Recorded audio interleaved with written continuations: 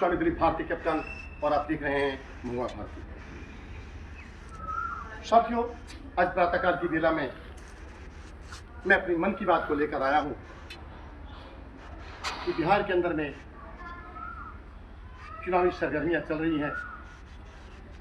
सभी पार्टियां अपनी अपनी कार्यशैली को लेकर दांव आजमा रही हैं। मैं अपना परिचय देता हूं। मैं गोस्वामी दिलीप भारती कैप्टन, मेरा गृह जिला शिवान, ग्राम अपराध मटिया, पोस्ट पोखरा, थाना महाराजगंज।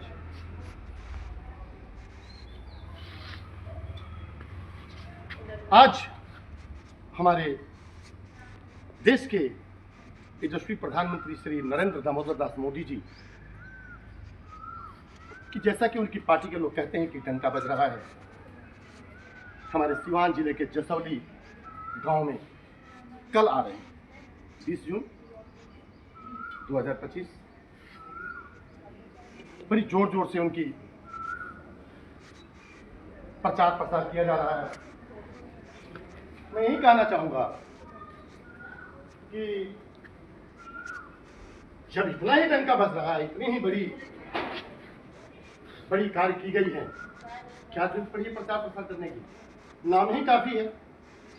लेकिन नहीं, मैं जिस विधानसभा का हूं, 112 महाराजगंज विधानसभा के हमारे पूर्व विधायक खेमलाराम जी ने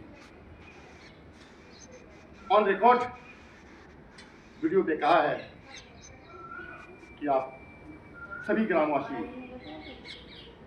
मोदी जी के रैली में आइए, सबको टोपी, झंडा और पैसा दिया जाएगा। भीड़ जुटाने के लिए 500 और 1000 रुपया खुलेआम बांटे जा रहे हैं। मैं पूछना चाहता हूं, क्या कौन सा लोकतंत्र है और किस लोकतंत्र को जिंदा रखने के लिए यह कार्य किया जा रहा है? क्या यह देश ऐसा ही चलेगा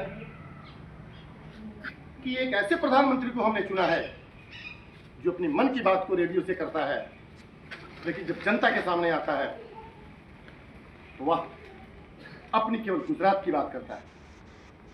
आज हमारा बिहार का दुर्भाग्य है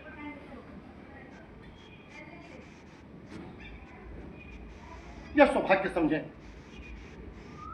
78 सालों का देश, न तो पढ़ाई, न लिखाई, न दवाई, न रोजी, न रोजगार, न इंडस्ट्री, न फैक्ट्री, न कल, न कारखाना। वहाँ के बिहार के बच्चे matric, inter, BA, BTech, MBA करके बिहार के अंदर में किसी प्रकार का रोजी रोजगार और रोजगार का साधन न होने के कारण वो दिल्ली, हरियाणा, पंजाब, लुधियाना, चंडीगढ़, पुणे, केरल, तमिलनाडु, भारत के ऐसा कोई भी राज्य नहीं जहां बिहार के बच्चे अपने रोजी रोजगार की तलाश में न गए हो। भारत तो भारत है। विश्व के अंदर में सबसे ज्यादा हमारे छपरा, सिवान, गोपालगंज के बच्चे दुबई, ओमान, कुवैत, इन तमाम जगहों पे जाकर के बधुआ मजदूर बन करके अपने जीवन को निर्भर कर रहे हैं। मैं पूछना चाहता हूँ श्रीमान नरेंद्र दामोदर दास मोदी कि आपकी सरकार को 11 साल हो गए, अब कहते हैं कि डबल इंजन की सरकार बनाइए। लोगों ने 2-2 बार, 3-3 बार आपकी डबल इंजन की सरकार बना दी। मैं पूछना चाहता हूँ, आपने क्या बिहार के विकास के लिए एक भी बार बैठक की है? उत्तर है नहीं। आप रैलियों में कहते हैं कि ये देश को गुजरात मॉडल की चाहिए। अरे गुजरात को आपने मॉडल बना दिया कि गुजरात के मॉडल तर्ज पे देश चलेगा? या वही नीतीश कुमार है और आप वही गुजरात के सीएम थे कि जिस नीतीश कुमार ने रिजाइन लगा दिया था रेल मंत्री से, इस कातिल सरकार में मैं रेल मंत्री नहीं रहना चाहूंगा। आज ऐसी क्या विपदा आई, ऐसी क्या आपदा आई कि हमारे नीतीश कुमार जी को आपके सामने झुकना पड़ रहा है?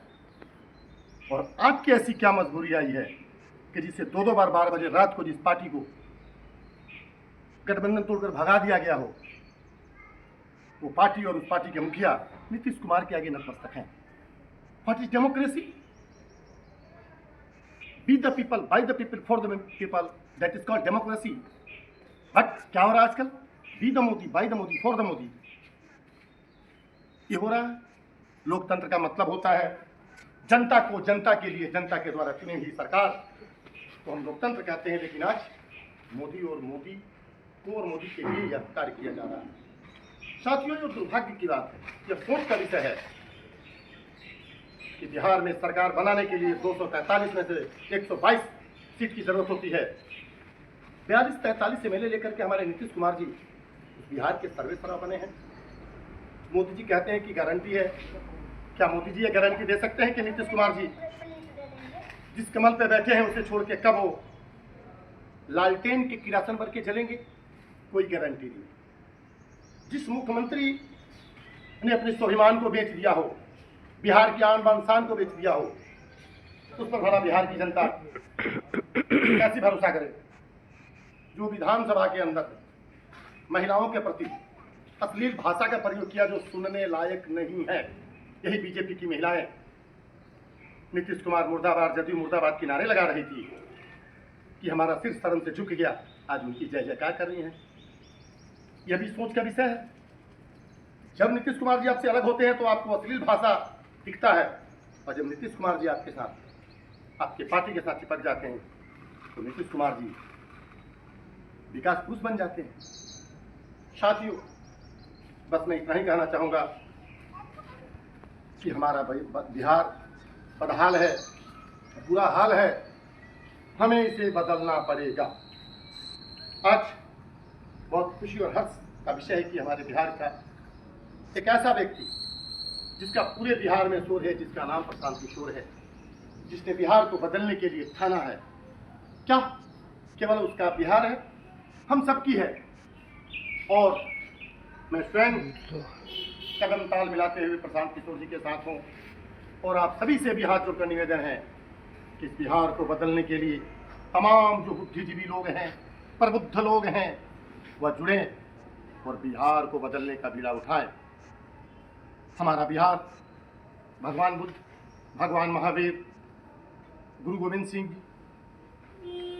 भगवान की भूमि रही है, चाणक्य की धरती है, जिसने दुनिया को नीति का पाठ दिया।